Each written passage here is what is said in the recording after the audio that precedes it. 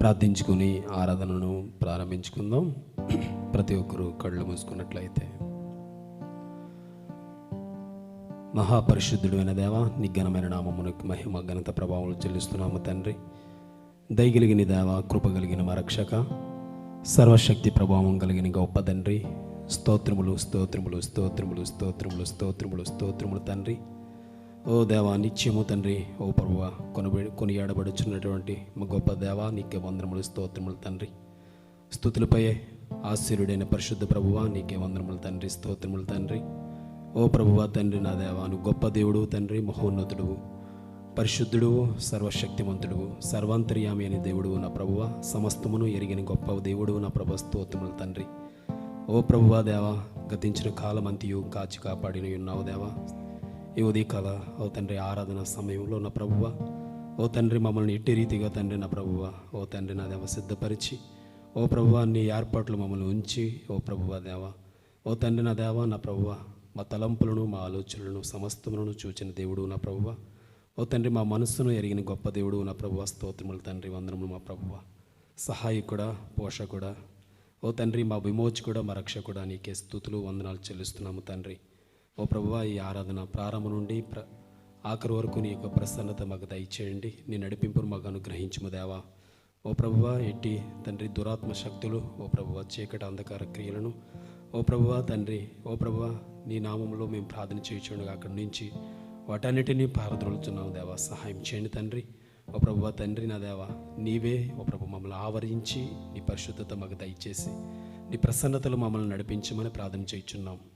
ఓ ప్రభువా తండ్రి, తదుపరి ఓ ప్రభు పాటల్లోనూ, ఓ ప్రభువా తండ్రి స్తుతి ఆరాధనలో సమస్తంలోను, ఓ ప్రభువా తండ్రి, అదే అలాగే తండ్రి నీ కుమారుడు లేచి మాట్లాడుచుండగా నా ప్రభువా తండ్రి నీ వాక్యంలో విత్తుచుండగా తండ్రి సమస్తంలో నీవే మహిమ ఘనత ప్రభావాలు పొందుకున్నానండి దేవా. ఈ ఆరాధన తండ్రి ప్రారంభం నుండి ఆఖరి వరకు నీ ప్రసన్నత దయచేయండి దేవా. స్తోత్రములు తండ్రి.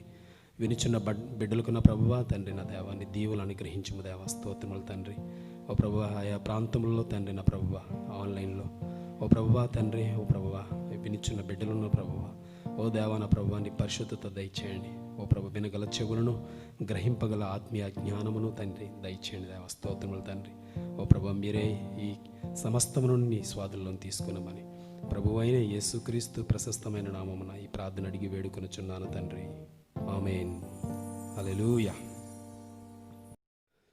మహిమ నీకే ప్రభు, ఘనత నీకే ప్రభు, స్తుతియు మహిమ ఘనతయు ప్రభావము నీకే ప్రభు అనే పాడి దేవుని నామాన్ని మహింపరుద్దాం.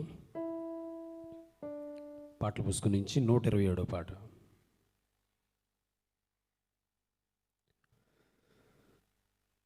మహిమ నీకే ప్రభు, ఘనత నీకే ప్రభు, మహిమ నీకే ప్రభు, ఘనత నీకే ప్రభు, స్తుతియు మహిమ ఘనతయు ప్రభావము నీకే ప్రభు, స్తుతియు మహిమ ఘనతయు ప్రభావము నీకే ప్రభు. ఆరాధనా ఆరాధనా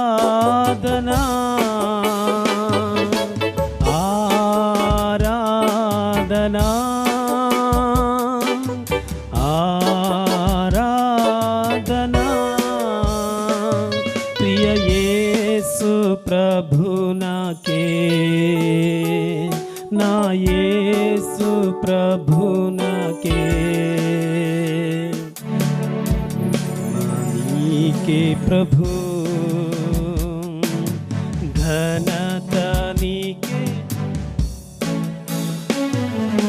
మహిమా నీకే ప్రభు.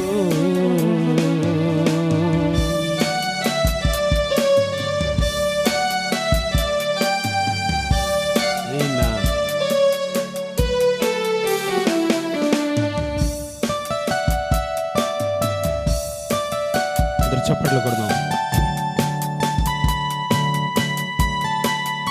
దేవానికి స్తోత్రములు తండ్రి. ఆమేన్.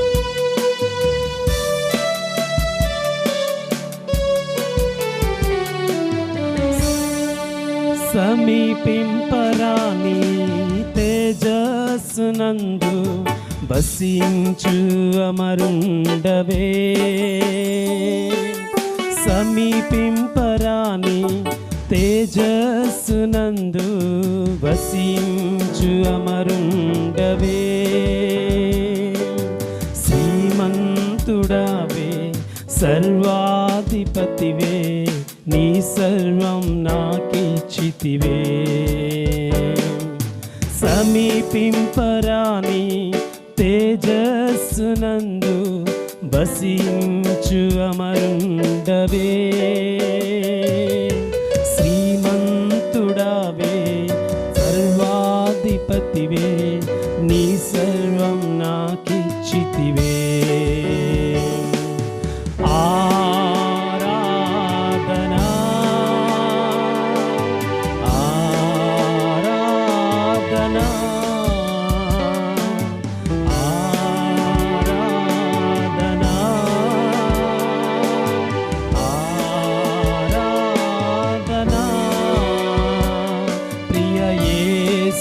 ప్రభు నాకే,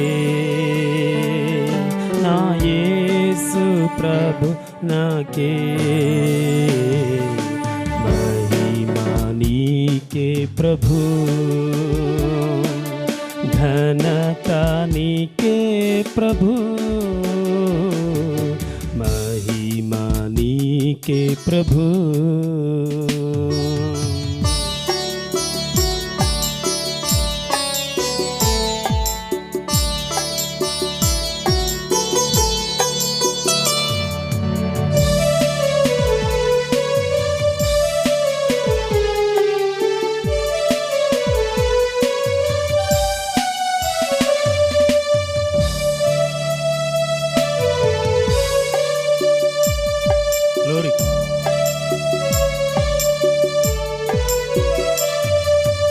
ఎంతో ప్రేమించి నాకై ఏతించి ప్రాణము నర్పించితివే, ఎంతో ప్రేమించి నాకై ఏతించి ప్రాణము నర్పించితివే, విలువైన రక్తం చిందించి నన్ను విమోచించితివే,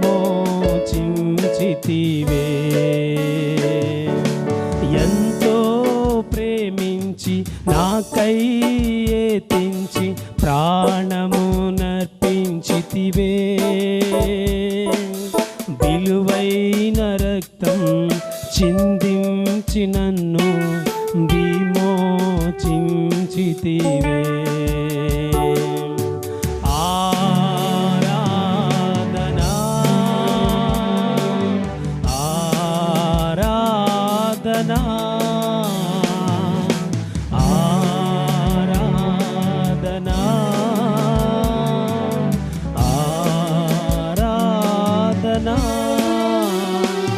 ప్రియ యేసు ప్రభు నాకే, నా యేసు ప్రభు నాకే, మహిమా నీకే ప్రభు, ఘనత నీకే ప్రభు, మహిమా నీకే ప్రభు.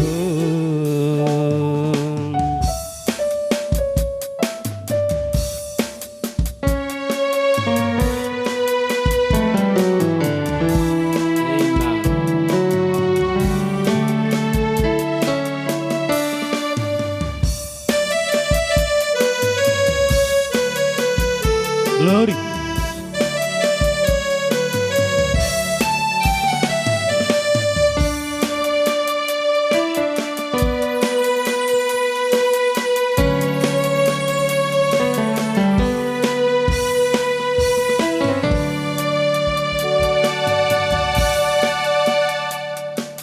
రాజులైన యాజక సమూహముగా ఏర్పరచబడిన వంశమై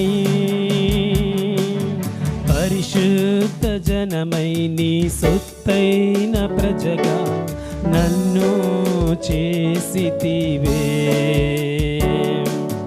రాజులైన యాజక సమూహముగా ఏర్పరచబడిన వంశమై పరిశుద్ధ జనమై నీ సొత్తైన ప్రజగా నన్ను చేసితివే.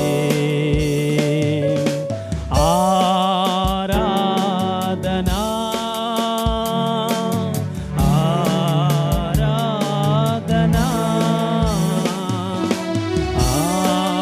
ఆరాధనా ఆరాధనా ప్రియ యేసు ప్రభునకే నా యేసు ప్రభునకే మహిమ నీకే ప్రభు ఘనత నీకే ప్రభు మహిమ నీకే ప్రభు. హల్లెలూయా హల్లెలూయా. మరొక పాటగా సర్వ సృష్టిలోన జీవరాశి అంతా నీదు మహిమనే ప్రస్తుతించగానే పాట పాడదాం. పాటల పుస్తకం నుంచి 247వ పాట. ప్రతి ఒక్కరు పాడుచు దేవుని నామాన్ని మహిమపరుద్దాం.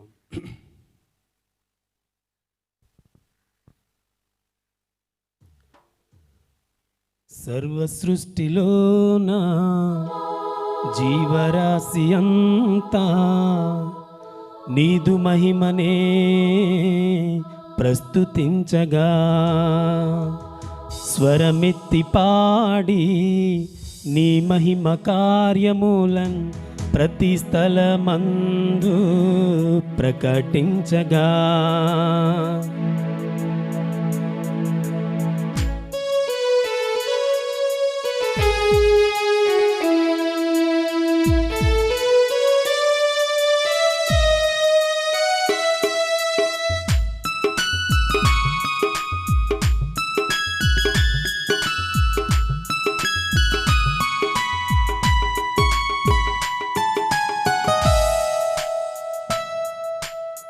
సర్వ సృష్టిలోన జీవరాశి అంతా నీదు మహిమనే ప్రస్తుతించగా స్వరమెత్తి పాడి నీ మహిమ కార్యములన్ ప్రతి స్థలమందు ప్రకటింపగా నీవే మార్గం నీవే సత్యం నీవే జీవం నిన్న నేడు రేపు ఒకటిగా ఉన్నవాడవు విడువవు ఎడబాయవు నా యేసయ్యా నిన్న నేడు రేపు ఒకటిగా ఉన్నవాడవు విడువవు ఎడబాయవు నా యేసయ్యా సర్వ సృష్టిలోనా జీవరాశి అంతా నీదు మహిమనే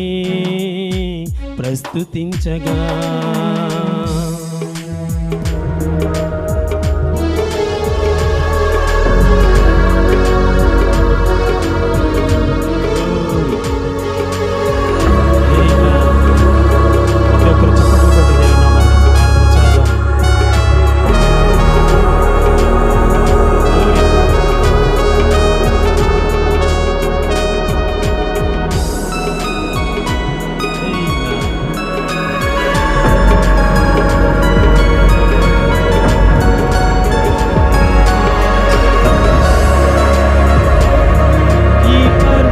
శిఖరాకాశం నీ అద్భుత కార్యములే ఈ పచ్చిక భూమి నదులు నీ చేతి పనియే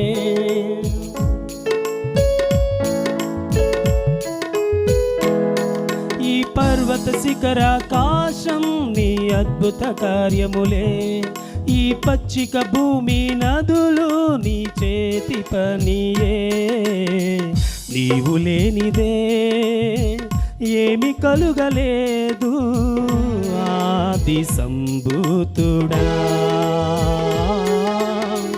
నీవు ఉండగా మాకు భయము లేదు పరమ జయశాలి.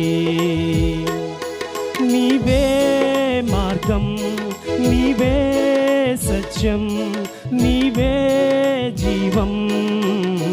నిన్న నేడు రేపు ఒకటిగా ఉన్నవాడవు, విడువవు ఎడబాయవు నా యేసయ్యా. నిన్న నేడు రేపు ఒకటిగా ఉన్నవాడవు, విడువవు ఎడబాయవు నా యేసయ్యా. సర్వ సృష్టిలోన జీవరాశి అంతా నీదు మహిమనే ప్రస్తుతించగా.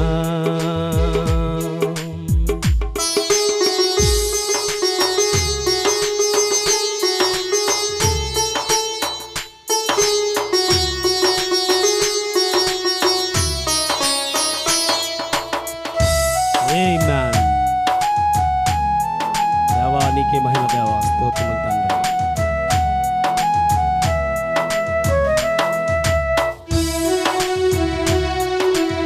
గ్లోరీ.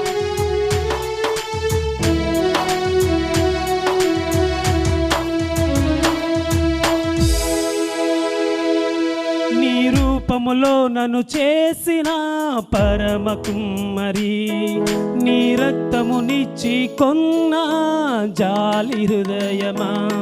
నీ రూపములో నన్ను చేసిన పరమ కుమ్మరి, నీ రక్తమునిచ్చి కొన్న జాలి హృదయమా. నీవు లేనిదే నేను బ్రతుకలేను ఆది సంభూతుడా. నీవు ఉండగా నాకు భయము లేదు పరమ జయశాలి. నీవే మార్గం, నీవే సత్యం, నీవే జీవం. నిన్న నేడు రేపు ఒకటిగా ఉన్నవాడవు,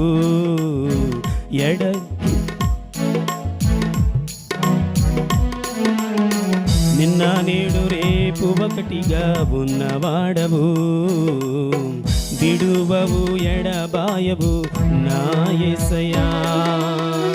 సర్వ సృష్టిలోన జీవరాశి అంతా నీదు మహిమనే ప్రస్తుతించగా.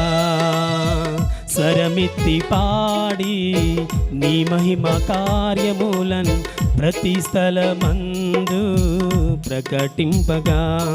నీవే మార్గం, నీవే సత్యం, నీవే జీవం. నిన్న నేడు రేపు ఒకటిగా ఉన్నవాడవు, విడువవు ఎడబాయవు నా యేసయ్యా. నిన్న నేడు రేపు ఒకటిగా ఉన్నవాడవు, విడువవు ఎడబాయవు నా యేసయ్యా. హల్లెలూయా, హల్లెలూయా. దేవుని నామమునకే మహిమ కలుగును గాక. ప్రార్థన విన్నపములు. కొండలపేట సత్యశీల వాళ్ళ పిన్ని మిరియాము ఆ యొక్క వృద్ధాప్యంలో ఉన్న అదేన తల్లి కొరకు బలహీనతగా ఉందని తెలియజేశారు. ప్రార్థించండి. అలాగే అనేక మంది బిడ్డలు జ్వరములతో ఉన్నారు, వారందరి కొరకు మీ ప్రత్యేక ప్రార్థనలు జ్ఞాపకం చేసుకోండి. ఊర్లోని చాలామందికి బాగోలేని పరిస్థితి. దయచేసి ప్రతి ఒక్కరిని మీ యొక్క వ్యక్తిగత ప్రార్థనలోని ప్రతి ఒక్కరిని జ్ఞాపకం చేసుకొనొచ్చు ప్రార్థించాలని ప్రభుపేట మనం చేస్తున్నాను. ఈ సమయాన్ని దేవుని సేవకులకు అప్పగిస్తున్నాను. హల్లెలూయా, ఆమేన్.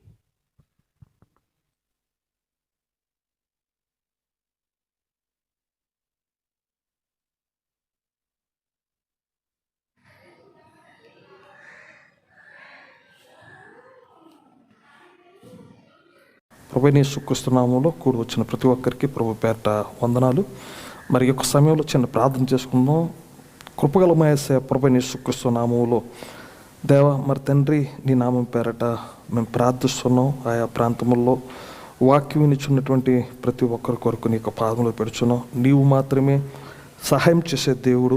మరి తండ్రి, కొండల తట్టు నా కన్నులు ఎత్తుచున్నాను, నాకు సహాయం ఎక్కడి నుండి వచ్చునని దావీదు ప్రభువా నీకు మొరపెట్టుచున్నప్పుడు ఈ యొక్క దినమును కూడా మరి ప్రభువా నీ సహాయం కొరకు మేము అడుగుతూ ఉన్నాం.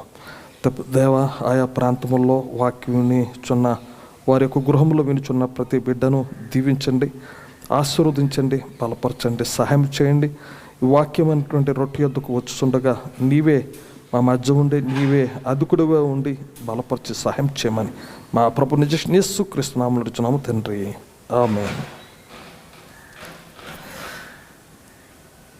దయచేసి వినండి. ఈ యొక్క సమయంలో మరి యోహాను సువార్త 10వ అధ్యాయము మొదటి వచనం నుండి కొన్ని వచనాలు చదువుకుందాం. 6 వచనాలు చదువుకుందాం. గొర్రెల దొడ్డిలో ద్వారమును ప్రవేశింప, దయచేసి వినండి.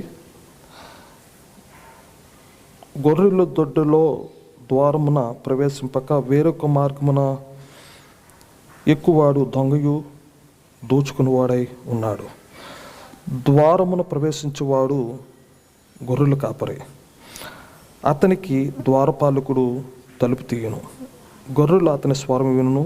అతడు తన సొంత గొర్రెలను పేరు పెట్టి పిలిచి వాటిని వెలుపలకు నడిపించును.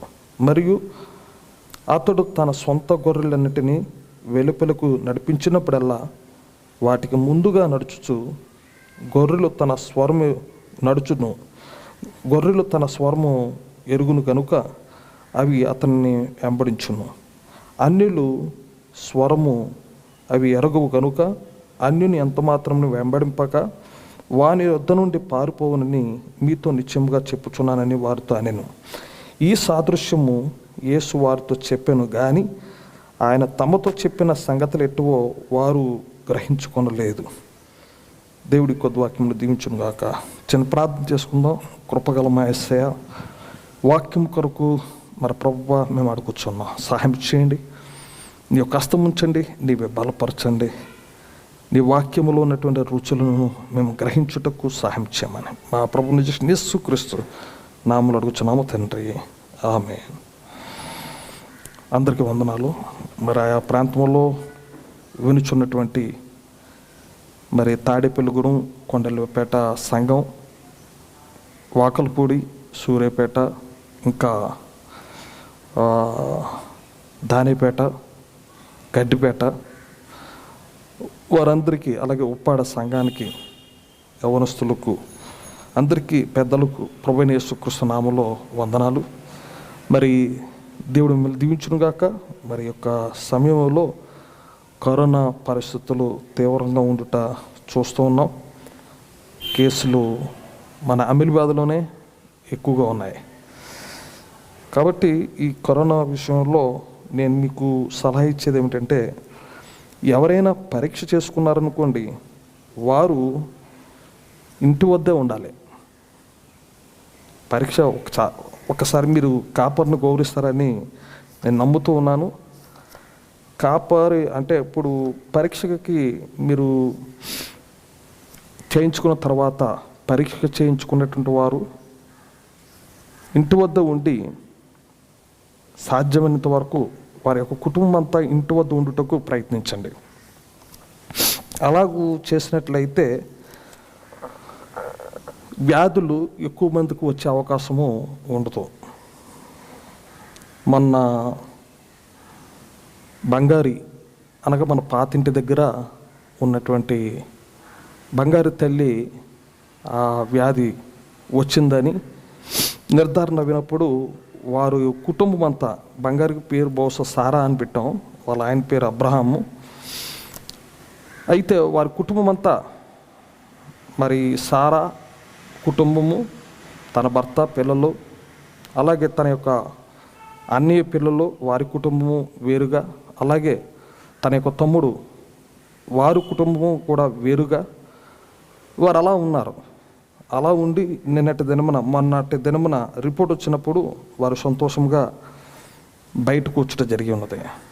చాలామంది ఏం చేస్తున్నారు అలా అని చెప్పేసి అలానంటే, ఇంటి వద్ద ఉండకుండా ప్రతి ఒక్కరితో మాట్లాడుతూ వీధుల్లో తిరుగుతూ కనీసం మాస్క్ కూడా, అంటే ముక్కు మీద గుడ్డ కూడా లేకుండా చాలా,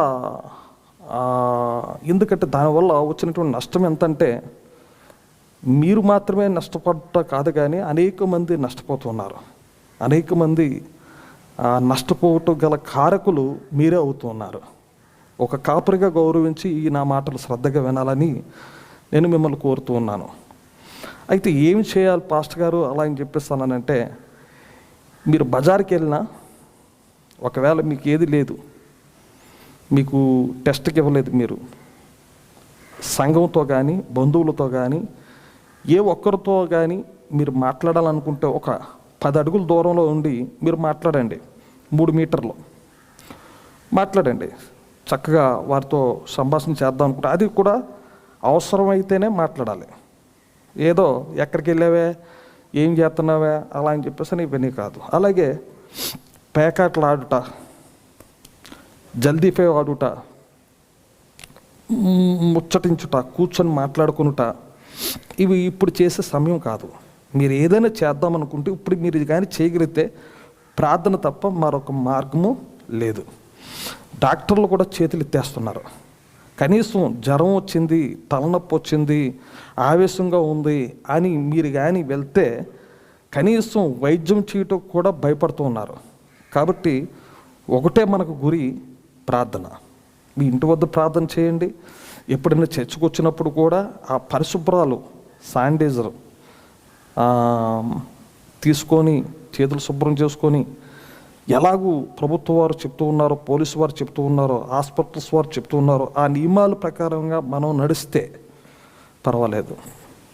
నాకు వచ్చింది మీ అందరికీ రాలేదేంటి అని మీ అందరితో మాట్లాడుతూ ఉంటే అది మీ అందరి యొక్క పరిస్థితులు అర్థం చేసుకొని నడవాలా. నేను అన్నటువంటి వ్యక్తి దయచేసి చాలామంది విచ్చలవిడిగా ఒక పక్కన టెస్టింగ్కి వెళ్ళి తిరుగుతూనే ఉన్నారు. అది చాలా భయంకరమైనటువంటి విషయం.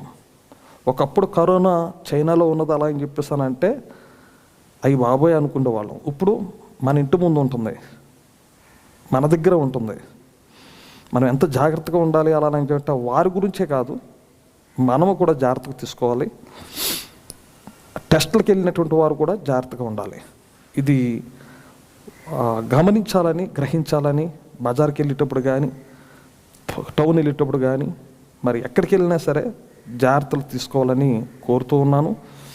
మీకు శానిటైజర్ అన్నది ఎలాగో తీసుకొని శుభ్రంగా ఎప్పటికప్పుడు శుభ్రంగా ఉండండి. మరి ఇంటి వద్ద ఉండుటకు ఇష్టపడండి. పిల్లలు కానీ, అవనస్తులు కానీ, తల్లులు కానీ, వృద్ధులు కానీ వచ్చిన తర్వాత మనం ఏమి చేసేదేమీ లేదు. మరి వృద్ధులకు అపాయం ఉందని చెప్తున్నారు. చిన్నపిల్లలకు కూడా మీరు ఎత్తుకోవద్దు, వారి తల్లిదండ్రులు బాధ్యత తీసుకుంటారు. బయట ఉన్న వాళ్ళు ఒకరి పిల్లలను ఒకరు పట్టుకొని ఎత్తుకోవడం అవి చేయవద్దు. దేవుడు మిమ్మల్ని దీవించును గాక. ఈ యొక్క దినమున వినబోతున్నటువంటి అంశం ఏమిటంటే,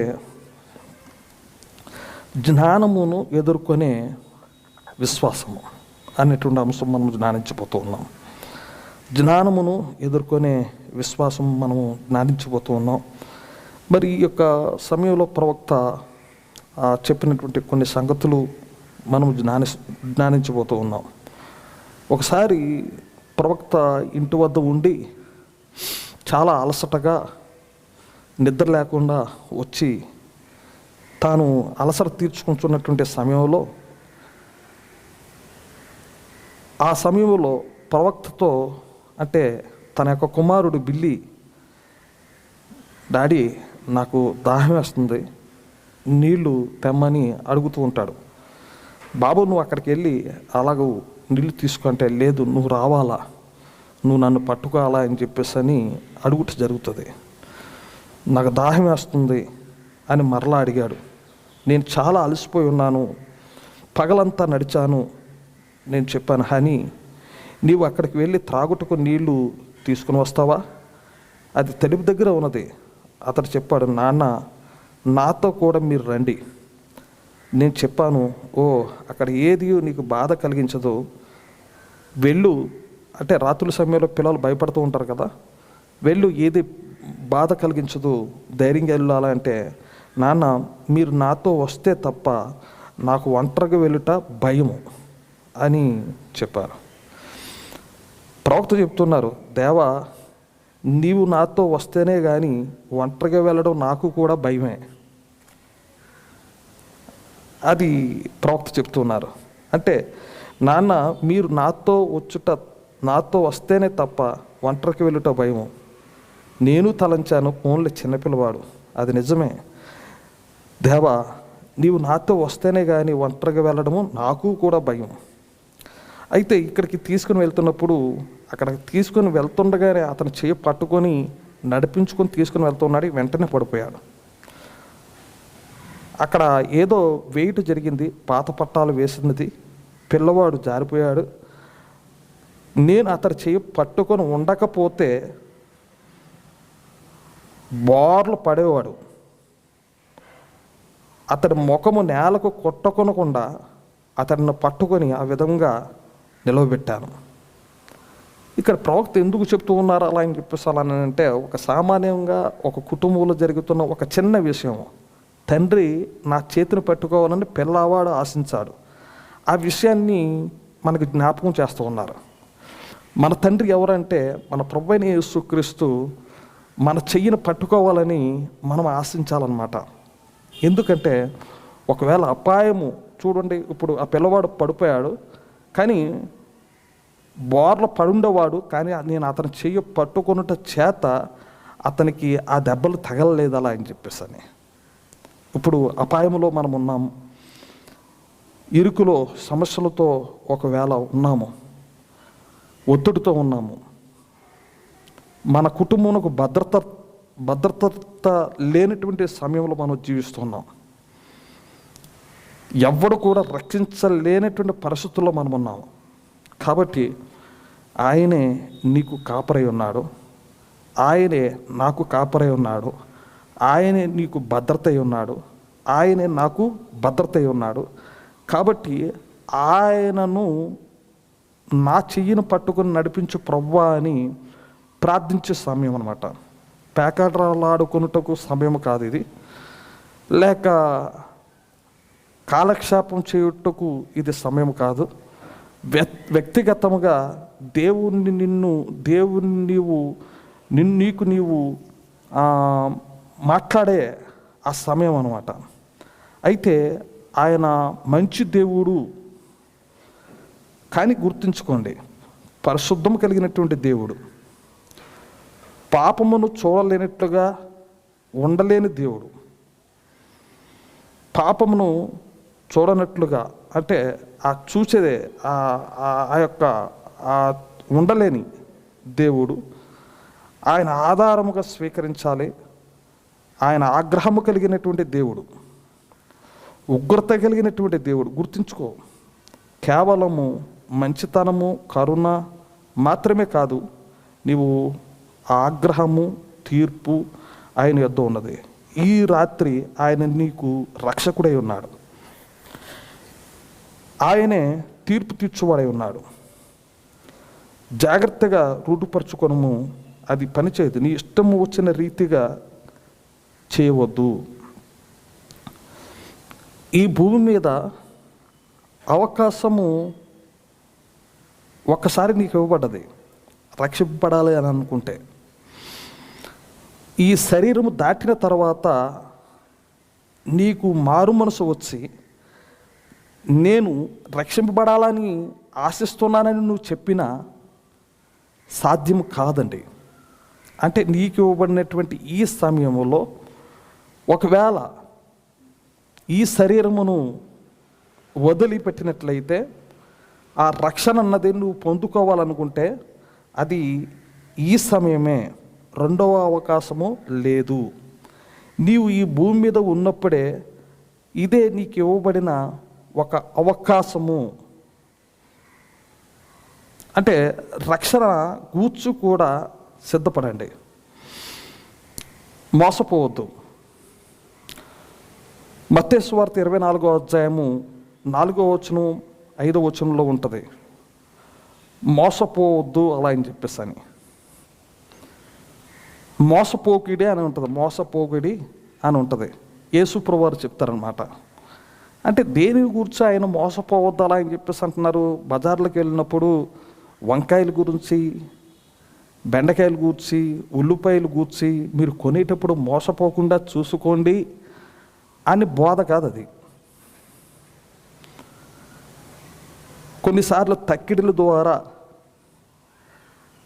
30 కేజీ వేసేసి కేజీ అని చెప్తాడు, అయిపోయింది వేసేసుకోవాలా అని చెప్పేసి అని. దాని గురించి కాదండి ప్రభువు చెప్పేది. మోసపోవద్దు అన్నది అలా అనేది ఎందుకు అలా అని చెప్పేస్తున్నానంటే, జ్ఞానము విశ్వాసము ఈ రెండు కూడా ఎదుర్కొంటున్నాయి. మీరు మోసపోవద్దు అలా అని చెప్పేసి అని యేసు ప్రభువు వారు చెప్తూ ఉన్నారు. దేనికి మోసపోవద్దు అంటే, ఇక్కడ జ్ఞానమును ఎదుర్కొనే విశ్వాసము. అంటే ఎప్పుడూ కూడా ఈ యొక్క విశ్వాసము జ్ఞానము వైపు అది ఎదుర్కొంటూనే ఉంటుంది, సామాన్యంగా ఉంటుంది. జ్ఞానములో తర్కము ఉన్నది, జ్ఞానములో హేతువాదం ఉన్నది, కానీ విశ్వాసములో హేతువాదము లేదండి. విశ్వాసములో ఆ యొక్క తర్కణము లేదు, కేవలం నమ్ముతాడంతే. దానికి కావలసినది తెలివి, చదువు, పట్టాలు, డిగ్రీలు అవసరం లేదు. సామాన్యంగా సూక్ష్మంగా దేవుడు చెప్పిన ప్రతి మాటకు నమ్మడమే విశ్వాసమే ఉన్నది, నమ్మడమే విశ్వాసమే ఉన్నది. అది ఎంత సామాన్యమైనప్పటికీ, అంటే ఈ జ్ఞానం ఏం చేసింది అలా అని చెప్పేసానంటే, ఆదికాండం అలా అంటే ప్రారంభం. ఆదికాండంలో జ్ఞానము ప్రారంభించబడ్డది. ప్రారంభం ఉన్న ప్రతిదానికి అంతమున్నది. యేసుక్రీస్తు 2000 సంవత్సరముల క్రితమే ఆయన ఆరంభమని మనం చూస్తాం, నిజమే. కానీ నిత్య జీవమునకు ఆరంభము లేదు, అంతము లేదండి. నిత్య జీవమానికి ఆరంభము లేదు, అంతము లేదు. కానీ అది ఏమవుతుందో అలా అని చెప్పేసి అలానంటే, దానికి జ్ఞానమునకు ఆరంభం ఉన్నది. ఎక్కడ ప్రారంభించబడ్డది? ఆదికాండము 3వ అధ్యాయములో దేవుడు చెప్పినటువంటి ఆ వాక్యమును మనం చూసినట్లయితే, ఆ యొక్క జ్ఞానము దేవుని యొక్క వాక్యమును వంకరలోకి తీసుకుని వస్తుంది, అంటే వక్రీకరణ చేస్తూ ఉంది, అనువాదము చేస్తూ ఉంటుంది. దేవుని యొక్క వాక్యమునకు అనువాదకుడు దేవుడై ఉన్నాడు. హల్లెలూయా. కాబట్టి ఇక్కడ మనం చూసినప్పుడు మరి ఆదికాండమే ప్రారంభం. అంటే ఈ జ్ఞానానికి ప్రారంభం ఉన్నదండి. ఆ ప్రారంభం ఏంటంటే, దేవుడు ఒక మాట చెప్పినప్పుడు దానికి పలు విధములుగా అర్థం చెప్తూ ఉంటారు. అది కాదని, పర్వాలేదని అటువంటి చెప్పే ఆ బోధనలను మనం గమనించాలి. ఒక్కసారి వాక్యంలో రాయబడి ఉన్నదంటే అది ఒక ప్రవచనము, అది మనిషిని యొక్క ఉచ్చును బట్టి ఆ ప్రవచించబడుట కాదు. దేవుని యొక్క ఉద్దేశము మనిషి పలుకుట జరుగుతుంది. ఆమోసు 3వ అధ్యాయము 7వ వచనంలో మరి దేవుడు సంకల్పించిన దానిని అతడు పలుకుతూ ఉంటాడనమాట. తన దాసులైన ప్రవక్తలకు తెలపకుండా ఆయన చేసేది ఎప్పుడూ కూడా తన యొక్క దాసులైన ప్రవక్తలకు తెలుపుతూ ఉంటాడు. అయితే ఇక్కడ మీరు చూసినట్లయితే ప్రవచనము ఎప్పుడూ మనుషుని యొక్క ఇచ్చను బట్టి కలగదు. అయితే దేవుని యొక్క వాక్యము రాయబడి ఉంది అంటే అదే మనకు తుదండి. దానికి అనువాదము చేయవలసిన అవసరం లేదు. వాక్యములో ఒకటి రాయబడి ఉన్నది అలానంటే దానికి అర్థం చెప్పువాడు ఒకవేళ దాన్ని వక్రీకరిస్తూ ఉన్నట్లయితే జాగ్రత్త పడండి అని ప్రవక్త మాట్లాడుతున్నారు. మీరు జాగ్రత్త సుమ, అది పర్వాలేదు, కొన్ని రాయబడలేదు, మనము ఎలాగో చేయొచ్చు, అలాగ ఉండవచ్చు అని ఎవరైనా వచ్చి మిమ్మల్ని వక్రీకరిస్తున్నట్లయితే, తన యొక్క జ్ఞానాన్ని ప్రదర్శిస్తున్నట్లయితే ఆ జ్ఞానము వైపు మీరు చూడవద్దు. జాగ్రత్త సుమా, మీరు చనిపోవటం గల కారణము అవుతారు. అంటే జీవము వాటి నుండి తీసివేయబట్టకు ప్రయత్నం చేస్తూ ఉంటాడు. కాబట్టి ఇక్కడ మనము చూసినట్లయితే ఆదికాండము 3వ అధ్యాయములో సర్పము దేవుని యొక్క వాక్యమునకు వ్యతిరేకంగా మాట్లాడటం జరుగుతూ ఉంది. దేవుడైన యెహోవా చేసిన సమస్త భూ జంతువులలో సర్పము కుయుక్తగా ఉండెను. అది స్త్రీతో, ఇది నిజమా? ఈ తోట చెట్లలో దేని ఫలములనైనను మీరు తినకూడదని దేవుడు చెప్పానా అని అడిగాను. అందుకు ఆ స్త్రీ, ఈ తోట చెట్ల ఫలములను మేము తినవచ్చును, అయితే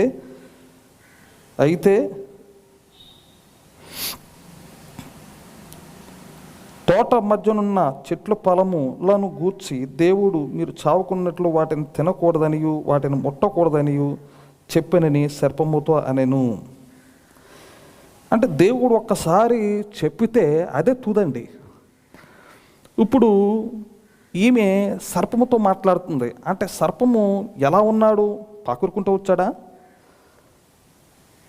ఇప్పుడు మనము సర్పం అక్కడ పాము ఉంది అలా అని చెప్పేసాలంటే మనం భయపడుతూ ఉంటాం. అదిగో పాము అలా అని చెప్పేసాలంటే మనం దూరంగా ఉంటాం. కానీ ఆ రోజు సర్పం అలా లేదు. ఒక పురుషుడికి ఎంత అందంగా ఉంటాడో అంత అందంగా ఆ స్త్రీ దగ్గరికి ఒక కాపరిగా వచ్చాడు. వాక్యాన్ని వక్రీకరిస్తూ ఉన్నాడు. దేనినైనా తినవద్దని చెప్పానా అంటే, ఇక్కడ మీరు చూసినట్లయితే విశ్వాసమునకు కర్త మన దేవుడై ఉన్నాడు, జ్ఞానమునకు కర్త సాతానుడై ఉన్నాడు. ఇక్కడ వాక్యమును వక్రీకరిస్తున్న ఏ సేవకుడైనా, అనగా ఇక్కడ అతనికి సాతానుడికి వాక్యము తెలుసా అలా అంటే వాక్యము బాగా తెలుసు. అతడు వక్రీకరిస్తూ ఉన్నాడు. అతడు కాదే, మీరు చావకుండానట్లు వాటిని తినకూడదనియు వాటిని ముట్టకూడదనియు చెప్పనని సర్పముతో అనెను. అందుకు సర్పము, మీరు చావనే చావరు. అంటే దేవుడు చెప్పిన దానికి వక్రీకరించడం జరుగుతూ ఉంది. దేవుడు ముట్టవద్దని, ముట్టితే చనిపోతారని చెప్పినప్పుడు చావనే చావరు, కానీ తింటే మీరు వాటిని తినుదినమున మీ కన్నులు తెరవబడిననియు మీరు మంచి చెడ్డలను ఎరిగిన వారే దేవదూతల వలె ఉంటారని దేవునికి తెలియనని స్త్రీతో చెప్పగా ఆ స్త్రీ ఇక్కడ మోసపోయిందనమాట. ఆ దినము నుండి ఈ దినము వరకు వచ్చినటువంటి ప్రతి వ్యాధికి మూలకారకుడు ఇక్కడ జ్ఞానం.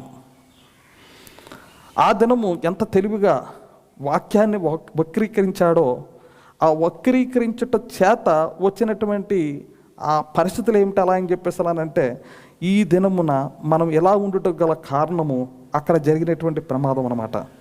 దగ్గు, రొంప, జ్వరము, నొప్పులు, మరి వ్యాధులు. ఇప్పుడు హాస్పిటల్స్ ఎందుకు పెరిగాయి అలా అని చెప్పేసానంటే మూలం ఇది. హల్లెలూయా.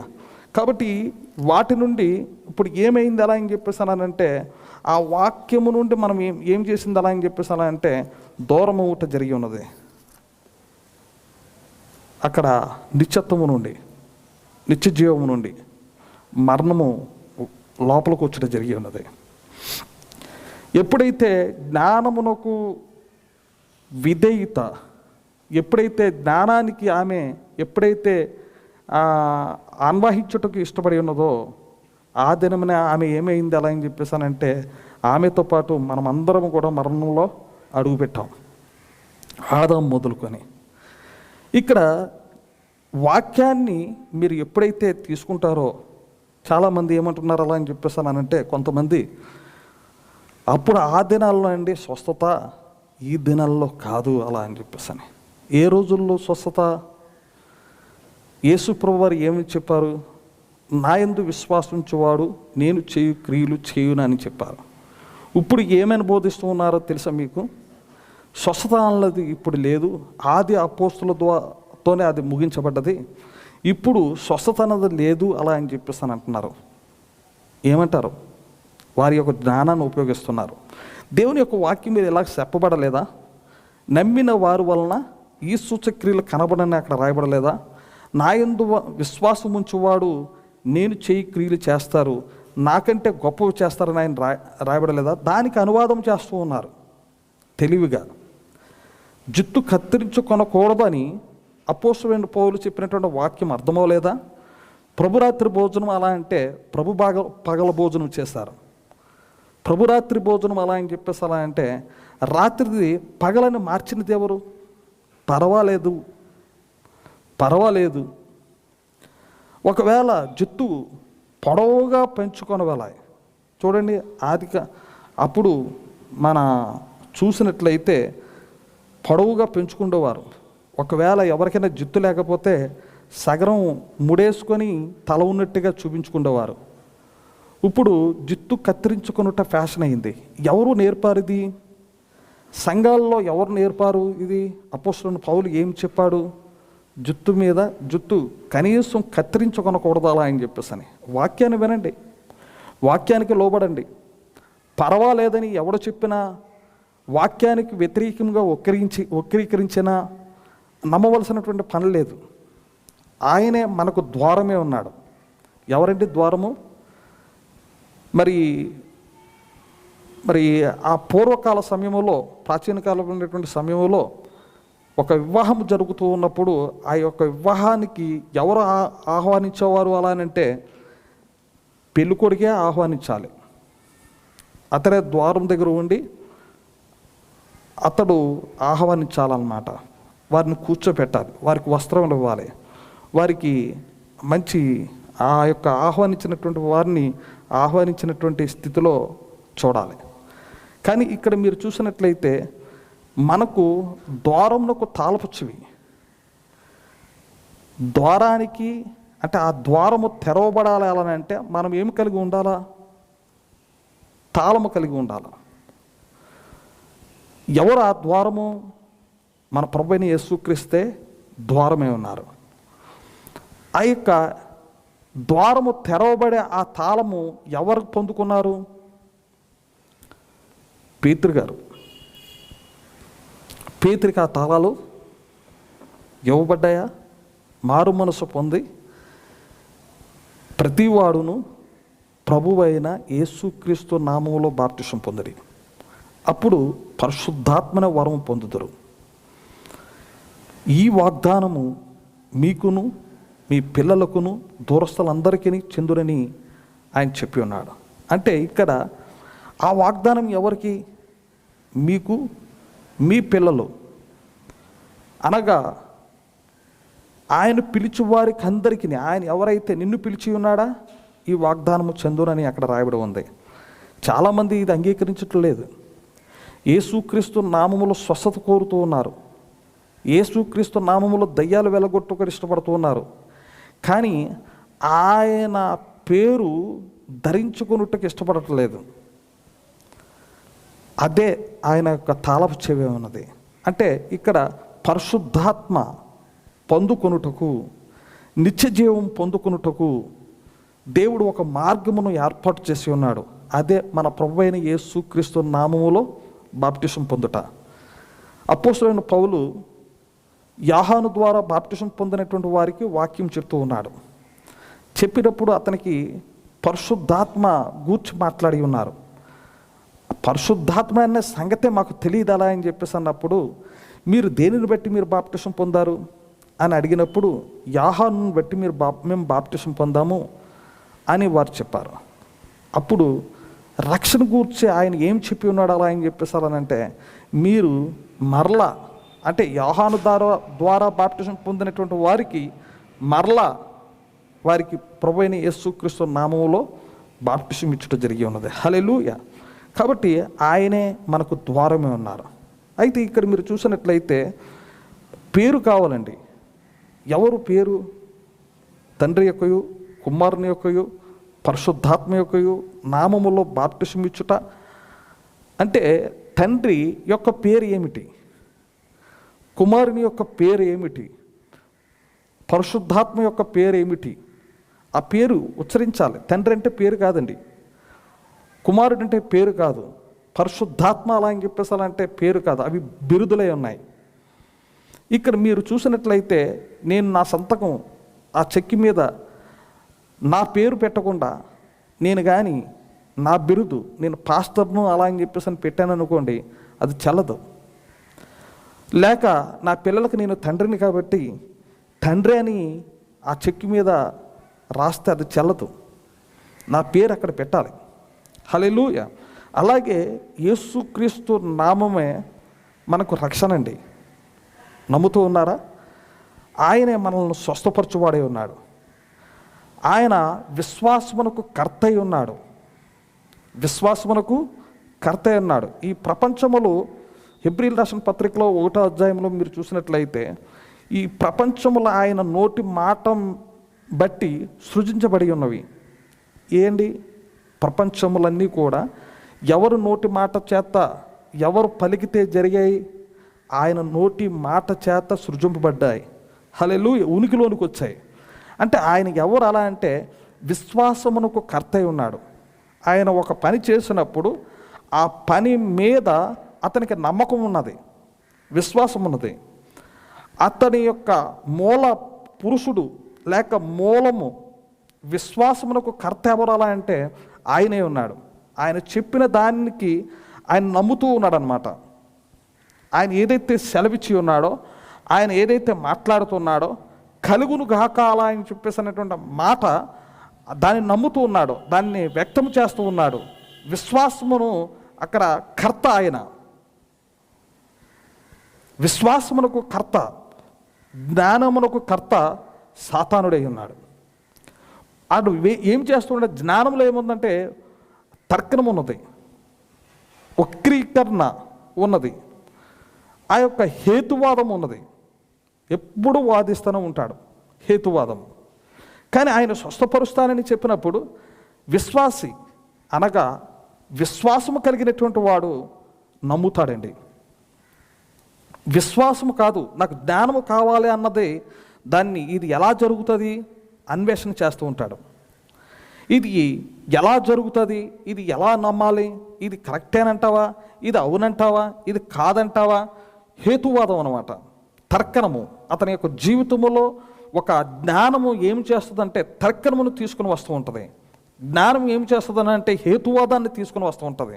కానీ విశ్వాసము సూక్ష్మగా దాన్ని నమ్ముతాడు.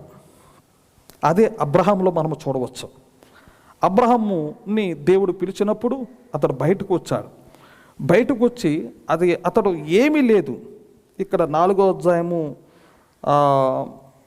రోమీయులకు రాసిన పత్రిక 4వ అధ్యాయము 17వ వచనం 18వ వచనంలో మనం చూసినట్లయితే 4వ అధ్యాయము 17వ అధ్యాయము 4వ అధ్యాయము 17వ వచనము రోమీయులకు రాసిన పత్రిక.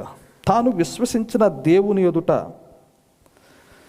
ఎవరు మాట్లాడుతున్నారంటే అపోస్తుడైన పౌలు వ్యాఖ్యానము చేస్తూ ఉన్నాడు. ఎవరి గురించి అలా అంటే అబ్రహాం గురించి మాట్లాడుతూ ఉన్నాడు.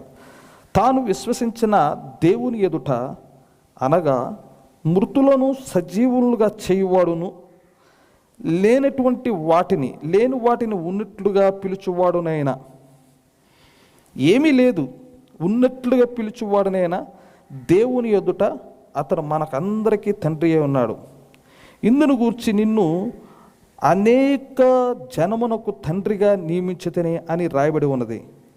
నీ సంతానం ఇలా ఉండునని చెప్పిన దానిని బట్టి తాను అనేక జనములకు తండ్రి అగునట్లు నిరీక్షణకు ఆధారం లేనప్పుడు అతడు నిరీక్షణ కలిగి నమ్మాను.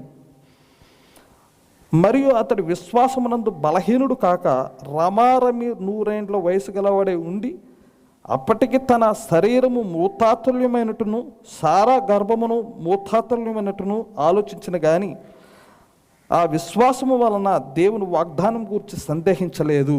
హల్లెలూయా. అంటే ఇక్కడ అపోస్తుడైన పౌలు అబ్రహాము గూర్చి వ్యాఖ్యానము ఇక్కడ చేస్తూ ఉన్నాడు. ఏమి చేస్తూ ఉన్నాడు అలా అని చెప్పేసి అలా అంటే, అతడు దేవుని యొక్క వాగ్దానమును బట్టి అతడు ఆధారమే లేనప్పుడు, నిరీక్షణకు ఆధారమే లేనప్పుడు అతడు నమ్మాడండి. అతని యొక్క విశ్వాసము.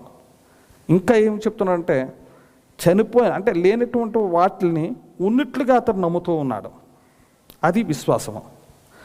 ఇప్పుడు స్వస్థత మనకు కావాలి, లేదు. రోగముతో బాధపడుతూ ఉన్నావు, వ్యాధితో బాధపడుతున్నావు. ప్రవక్త చెప్పారు, తిరిగి జన్మించిన వ్యక్తివైతే, దేవునికి నీవు మొర్రపెట్టినట్లయితే, దేవుని వైపు తిరిగినట్లయితే, ఏడుస్తూ ఉన్నట్లయితే, దుఃఖపడుతూ ఉన్నట్లయితే, తిరిగి జన్మించిన క్రైస్తవురాలు అయితే, క్రైస్తవుడు అయితే, ఆయన వైపు తిరిగినట్లయితే, నీ వ్యాధికి, జాగ్రత్తగా వినండి, నీ వ్యాధికి నీకు మధ్య దేవుని దూత ఉండునని ప్రవక్త చెప్పారు. ఎవరికండి? నామకార్థమైనటువంటి భక్తి కాదు, సంఘాన్ని ప్రేమించుట కాదు, సంఘంలో ఉన్నటువంటి బిడ్డలను నువ్వు చూసి, ఓ మా సంఘము గొప్పది, మా సంఘంలో ఉన్నటువంటి ప్రజలు చాలా అందమైనటువంటి వారు, చక్కని వారు, డిగ్రీలు పొందినటువంటి వారు, గొప్ప గొప్పవారు, అనేకమైనటువంటి కళాకారులు, ఆ సంఘము యొక్క గొప్ప ఏ మాత్రము పనిచేయదు. కానీ ఒక సామాన్యమైనటువంటి ఆ సంఘములో అతడు కేకలు వేయుట, అతడు అరుచుట, దేవునితో సహవాసం చేయుట, అది అక్కడ ఉంటుందా? గొప్ప గొప్ప పెద్ద పెద్ద నవనాగరికతతో కలిగినటువంటి గొప్ప బిల్డింగ్స్లో అతడు కానీ అరిచినా, ఏడ్చినా, దుఃఖపడినా, ఆ విషయములు చేస్తూ ఉన్నప్పుడు వెంటనే డీకన్స్ పంపించి వెంటనే ఆ సంఘ పెద్దలు వెళ్ళండి, అతడు అరుస్తున్నాడు. మనకు ఎలా కాదు ఆరాధన, నెమ్మదిగా ఉండాలి, అరవకూడదు, ఆమెను చెప్పకూడదు, హల్లెలూయా చెప్పకూడదు, నెమ్మలంగా ఉండాలి, అరవకూడదు. ఏంటి గోల పెడుతూ ఉన్నాడు? అతనికి నేర్పించండి. అంటే ఇక్కడ ఆ ఆత్మీయమైనటువంటి వాతావరణం నుండి అతన్ని తొలగిపోయినట్లుగా ఈ ప్రజలు చేస్తూ ఉంటారు. కానీ సామాన్యమైనటువంటి సంఘములో దేవుని యొక్క ఆ అభిషేకము పనిచేసే వాతావరణము తీసుకొని వచ్చే విశ్వాసం మీద ఆధారపడి ఉంటుందండి. సామాన్యమైనటువంటి సంఘములో ఆ వాతావరణమును తీసుకుని వచ్చే ఆ యొక్క విశ్వాసం మీద ఆధారపడి ఉంటుంది. అతడు దేవుని నమ్ముతాడు, దేవునిపై ఆధారపడతాడు, తన కుటుంబం కొరకు మొరపెడతాడు, అపాయంలో ఉన్నటువంటి తన యొక్క కొరకు లేక తన యొక్క బిడ్డల కొరకు అరుస్తాడు, కేకలు వేస్తాడు. దేవునితో అటువంటి సహవాసము ఎవరికి ఉంటుంది అలా అని చెప్పేసానంటే, నూతన జన్మ కలిగినటువంటి వారికి ఉంటుందట. వారు విశ్వాసం చూపుతారు, వారు దేవునిపై ఆనుకుంటారు, దేవుని యొక్క వాక్యం ఎడల వారు ఆసక్తి చూపుతారు. ఇది ఎలా జరుగునని అతడు ప్రశ్నించడం. ఇప్పుడున్నటువంటి ఈ యొక్క పరీక్షలో మనము పరిశీలన చేయాలండి. ఏమిటి అలా అని చెప్పేసాలంటే, ఇప్పటి వరకు డాక్టర్లు చేతులు ఎత్తలేదు. ప్రవక్త చెప్తున్నారు, ఈ రోగము గురించి ప్రవక్త చెప్పారు. ఈ రోగము గురించి శానిటైజర్లు చేతులతో శుభ్రపరుచుకుంటారు, శానిటైజర్ నుంచి ఈ ముక్కులు గుడ్డలు కట్టుకుంటారు. వారు ఏమవుతారో అలా అని చెప్పేసారంటే, ముక్కులు గుడ్డ కట్టుకొని వారి యొక్క ఆలోచన ఏమిటంటే, మన యొక్క సామ్ డాక్టర్ గారు ఉన్నారు కదా, ఆ సామ్ డాక్టర్ దగ్గరికి వెళ్ళి నేను బాగుపడతానా అని అనుకుంటారు. కానే కాదు. ప్రవక్త చెప్పారు, ఈ వ్యాధుల గురించి ఆయన ముందే మాట్లాడి ఉన్నారు. డాక్టర్ల మీద ఆనుకుంటారట, డాక్టర్ల మీద ఆశలు చూపుతూ ఉంటారు. కానీ ఇప్పుడు మీరు చూసారా, డాక్టర్లు చేతులు ఎత్తేస్తూ ఉన్నారు, డాక్టర్లు ఈ వ్యాధులకు భయపడుతూ ఉన్నారు. ఇటువంటి వ్యాధులు ఎన్నడూ రాలేదు, దీనికి మందే లేదని డాక్టర్లు చెప్తూ ఉన్నారు. ఇప్పటి వరకు అదిగో వస్తుంది, ఇదిగో వస్తుంది, ఇదిగో వస్తుంది, ఇదిగో వస్తుందని చూపిస్తూ ఉన్నారు.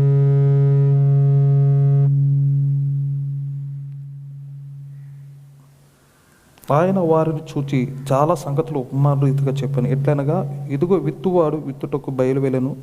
వాడు విత్తుచుండగా కొన్ని విత్తనములు త్రోవ పక్కను పడెను. పక్షులు వచ్చి వాటిని మృంగివేశాను. కొన్ని చాలా మన్నులేని రాతి నేలను పడెను. అక్కడ మన్ను లోతుగా ఉండనందున అవి వెంటనే మొలిచిన కానీ సూర్యుడు ఉదయించినప్పుడు అవి మాడి వేలేనందున ఎండిపోయాను. అయితే ఇక్కడ విత్తనముల గురించి యేసుప్రభువు వారు చెప్పింది ఏమిటంటే, విత్తనం అనగా దేవుని యొక్క వాక్యమే. దాన్ని కలుపుట కానీ తీసివేయట కానీ అది మనం చేయకూడదు. ఏదైతే విత్తనము అనగా ఇక్కడ కొన్ని స్థలాల్లో మొలవదు, కొన్ని స్థలాలు ఉంటాయి మొలుస్తాయి. కొన్ని స్థలాల్లో సారవంతమైనట్టు భూమిలో విత్తనం పడినప్పుడు అది విత్తనం యొక్క ఆ యొక్క ఎదుగుదలని ఇస్తుంది. కానీ కొన్ని స్థలాల్లో దానిలో ఉన్నటువంటి ఆ కాలుష్యం లేక ఆ యొక్క ఆ లోపల ఉన్నటువంటి సారవంతమైనటువంటి భూమి కానందున మొలకెత్తుట జరగదు. కొంతమంది వాక్యం వింటూ ఉంటారు, ప్రవక్త ఇలాగ మాట్లాడుతున్నారు. ఏమిటి అలా అని చెప్పేస్తానంటే, బాతు మీద నీరు పడినట్లుగా వారు దులుపుకొని వెళ్ళిపోతూ ఉంటారట. అంటే వారికి వాక్యం ఎంత చెప్పినా విన్నట్లుగా ఉంటారు, కానీ వారిలో ఏ విధముగా బాతు మీద నీరు పడినట్లుగా వారు వెళ్ళిపోతూ ఉంటారు. ప్రవక్త విషయాన్ని చెప్తూ ఉన్నారు. లిల్లీ చూడండి, ఆ తామర పువ్వు మీరు చూడండి, అది బురద నుండి ఆ విత్తనము ఉన్నప్పుడు ఆ విత్తనము లోపల ఉండి బురదను నెట్టుకుంటూ అది వచ్చి తన యొక్క అందాన్ని ప్రకాశించడం జరుగుతూ ఉంది.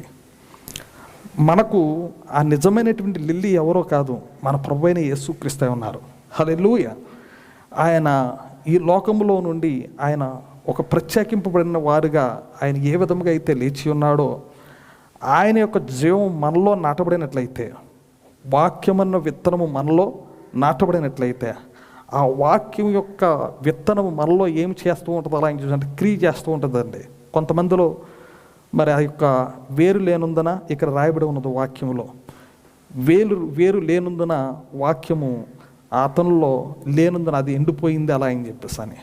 చాలామంది చర్చకు రావచ్చు, కూర్చోవచ్చు, జ్ఞానయుక్తమైనటువంటి మాటలు కూర్చు వారు ఆశిస్తారు తప్ప నిజమైనటువంటి వాక్యం వారి హృదయంలోనికి వెళ్ళుటకు ఇష్టపడరు. వారి జ్ఞానాన్ని, హేతుబుద్ధిని, తర్కమును మాట్లాడుతూ ఉంటారు. ఒక సామాన్యమైనటువంటి ఒక మరియా వలె, మార్త వలె ఒక దీనురాలుగా ఉండి ఆయన యొక్క పాదముల యొద్ద నేర్చుకున్నట్టుకు ఇష్టపడరు. హేతువాదముతో ఆలోచిస్తూ ఉంటారు, తర్కముతో ఆలోచిస్తూ ఉంటారు. కానీ ఇక్కడ మనం చూసినట్లయితే ఒక తగ్గింపు, ఆ గుణ లక్షణాలు ఎప్పుడైతే నీ జీవితంలోనికి వచ్చాయో, నూతన జన్మ నీ జీవితంలోనికి ఎప్పుడైతే వస్తూ ఉందో, ఎప్పుడైతే ఆ వాక్యము సరైనటువంటి సారవంతమైనటువంటి భూమి అంటే నీవే. హల్లెలూయా. సారవంతమైనటువంటి అంటే నీవు వినుటకు సిద్ధంగా ఉండాలి, లోబడుటకు సిద్ధంగా ఉండాలి. ఆ వాక్యము నీ హృదయములో చేర్చుకున్నప్పుడు, ఆ విత్తనం నీ హృదయంలో పడినప్పుడు, హల్లెలూయా. ఇక్కడ మీరు చూసినప్పుడు మరొక వాక్యాన్ని మీరు చూసినప్పుడు, మరి మందసమును తీసుకొని వస్తూ ఉంటే మందసము ఒరిగిపోద్ది. ఒరుగుతూ ఉన్నప్పుడు ఆ ఎడ్ల బండి మీద తీసుకొని వస్తున్నటువంటి ఆ యొక్క మందసము ఎప్పుడైతే ఒరుగుతుందో అప్పుడు ఉజ్జా దాని మీద చెయ్యి వేసి ఆపుతాడు. వెంటనే ఉజ్జా చనిపోతాడు. కారణం ఏమిటి? దేవుని యొక్క ఉద్దేశం ఒక కొత్త బండి మీద కొత్త ఎడ్లతో తీసుకుని రావడమా? కాదండి. ఆయన యొక్క వాక్యం యొక్క ఉద్దేశం ఏంటంటే, ఒకటో దేవుని వృత్తాంతంలో ఈ సంగతి రాయబడి ఉంటుంది. లేవీయుల యొక్క భుజముల మీద మందసమును మూసుకొని వెళ్ళాలి అలా అని చెప్పేసి అని. కొత్త ఎడ్లు కాదు, కొత్త బండి కాదు. వాక్యం ఎలా ఉన్నదో ఆ వాక్యాన్ని అలాగూ తీసుకొని వచ్చినప్పుడే మనం జీవిస్తామండి. ఆ వాక్యము నీలో వాక్యాన్ని కరెక్ట్గా తీసుకున్నప్పుడే మనము జీవించగలము. కానీ మనము కొత్త ఆలోచనలు, కొత్త బండి, కొత్త ఆలోచనలు, కొత్త జ్ఞానము, ఇది ఎలాగూ కూడా కత్తెర వేసుకొనకూడదని అపోస్తలుడైన పౌలు చెప్తున్నాడంటే పౌలు కాదు చెప్పినది, స్త్రీ సంఘములో ప్రసంగించకూడదు అలా అని చెప్పేసి అలా అన్నది చెప్పింది పౌలు కాదు, పౌల్లో ఉన్న పరిశుద్ధాత్మ. దానిని ఒకటి తీసివేయకూడదు, ఒకటి కలపకూడదు. అతను మాట్లాడిన ప్రతి మాట మనిషిని యొక్క ఇచ్చని బట్టి ప్రవచించడం జరగలేదు, పరిశుద్ధాత్మ ద్వారా అతడు ప్రవచించడం జరిగి ఉన్నది. ఆ మాట ఆ స్త్రీ ఆమెకు ముసుగుగా, ఆ తల ముసుగుగా ఇవ్వబడినది కనుక అది ఆమె కత్తిరించుకొనకూడదు అలా అని చెప్పేసాను. ముసుగు అంటే ఎవరో బట్ట అనుకుంటున్నారు, నెత్తి మీద గుడ్డ అనుకుంటున్నారు, కాదండి. ఆ యొక్క తల ముసుగుగా ఇవ్వబడినదని అపోస్తలుడైన పౌలు మాట్లాడి ఉన్నారు. దాన్ని ఒకవేళ తీసినట్లయితే లేక కత్తిరిస్తున్నట్లయితే అది ఆమె ప్రార్థించుటకు కూడా తగునా అని అక్కడ రాయబడి ఉన్నది. కాబట్టి మనం ఏం చేయాలంటే వాక్యం ఎలా ఉన్నదో ఆ వాక్యాన్ని మనము తీసుకొని ఉన్నప్పుడే నిజమైనటువంటి విశ్వాసం మనలోనికి వస్తుంది. ఇక్కడ మీరు చూసినట్లయితే కీర్తనకారుడు మాట్లాడుతూ ఉన్నాడు. 3వ అధ్యాయంలో ఆ కీర్తనకారుడు కీర్తనలో 3వ వచనంలో మనం చూసినట్లయితే, అతడు నీటి కాలువల యారను నాటబడినదై ఆకువాడక తన కాలమందు ఫలమిచ్చు చెట్టు వలె ఉండును. అతడు నీటి కాలువల యారను నాటబడినదే అంటే ఇక్కడ అతడు అలా అని చెప్పేసి అంటే ఒక వ్యక్తి నీటి కాలువల యారను నాటబడము అనగా అక్కడ మొలకెత్తడము కాదు, విత్తనము నాటబడము కాదు. మీరు గమనించండి, నాటబడిన అంటే ఇది ఒక మొక్క ఒక స్థలం నుండి మరొక స్థలమునకు మార్చబడుట జరిగి ఉన్నది. గమనించండి నేను చెప్పినది. అతడు నీటి కాలువల యారను నాటబడినదై అంటే ఈ మొక్క ఇక్కడది కాదు, నీటి కాలువల యారను నాటబడినది, ఇది విత్తనము కాదు. అంటే ఒక మొక్క, ఈ యొక్క మొక్క మరొక స్థలము నుండి ఎక్కడ నాటబడ్డది? నీటి కాలువల యారను నాటబడ్డది. అంటే ఈమె యొక్క లేక ఇతని యొక్క పుట్టిక లేక ఈ చెట్టు యొక్క పుట్టిక మరొక స్థలం నుండి వచ్చింది, మరొక స్థలం నుండి వచ్చింది. ఈ మరొక స్థలం నుండి వచ్చినటువంటి ఈ మొక్క ఇప్పుడు ఎక్కడ నాటబడింది అలా అంటే నీటి కాలువల యారను నాటబడినదే. నీటి కాలువలు బహువచనం, ఎక్కడ నాటబడ్డదండి? కాలువ కాదు, నీటి కాలువల యారను నాటబడినదై ఫలమిచ్చు చెట్టు వలె ఉండును. అంటే ఇక్కడ నేనే మరి ద్రాక్షవల్లిని, తీగలు మీరు అలా అని చెప్పేసి అన్నది. ఆ మొక్క ఎక్కడ నాటబడితే ఆ తీగలు వస్తాయి? నీటి కాలువల యారను నాటబడినదై. హల్లెలూయా. నీటి కాలువల యారను, కాలువ కాదు కాలువలు, యారను నాటబడినదై ఆకువాడక తన కాలమందు ఫలమిచ్చు చెట్టు వలె ఉండును. ఇదివరకు ఎక్కడో జ్ఞానం గురించో లేక మరొక స్థలం గురించో మరొక సంఘములోనో ఎక్కడో ఉన్నటువంటి ఈ యొక్క మొక్కను తీసుకొని వచ్చి నీటి కాలువల యారను ఎప్పుడైతే పెట్టుట జరిగి ఉన్నదో అప్పుడు ఫలించడం జరిగి ఉన్నది. హల్లెలూయా. అప్పుడు దానికి పచ్చని ఆకులు వచ్చాయి. గమనించారా మీరు? మనము ఒకప్పుడు మత శాఖల్లో ఉన్నటువంటి వారమే, తెలివితో బోధింపబడుతున్నటువంటి వారమే, ఆయా ప్రాంతంలో తిరుగుతున్నటువంటి వారమే. కానీ దేవుని కృపచేత దేవుడు నేను అన్న మొక్కను తీసుకొని వచ్చి ఎక్కడ నాటి ఉన్నాడు అలా అంటే ఆ నీటి కాలువల యారను నాటబడినదై. హల్లెలూయా. నీ యొక్క ఆ మొక్కను ఎక్కడో ఉన్నటువంటి ఆ మొక్కను ఎక్కడో సొంత జ్ఞానముతో సబుద్ధితో ఆధారపడుతున్నటువంటి నిన్ను ఎక్కడికి తీసుకొని వచ్చడం జరిగి ఉన్నది? నీటి కాలువల యారను నాటబడుట జరిగింది. హల్లెలూయా. అప్పుడు మనము పచ్చదనం మన జీవితంలోనికి వచ్చింది. అర్థమైందా?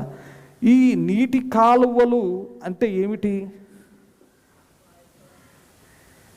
నీటి కాలువలు అలా అని చెప్పేసానంటే ఏమిటి? అలా అని చెప్పేసానంటే కొత్త నిబంధన ఒక కాలువ, పాత నిబంధన ఒక కాలువ.